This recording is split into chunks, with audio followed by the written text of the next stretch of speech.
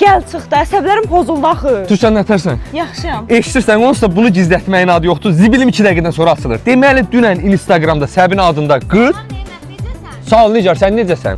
Obşim, Səbinə adında qız mənə götürüb direktə yazasan ki, salam... Sən kimə salam versən, az küçük.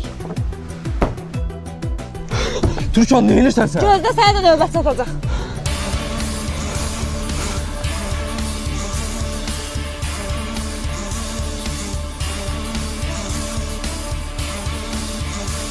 Hamınızın başına bir-bir oynatacağım. Əsəbləşdirməyin də adamı. Görürsünüz, qısqancam da mən. Qatil eləməyin adamı.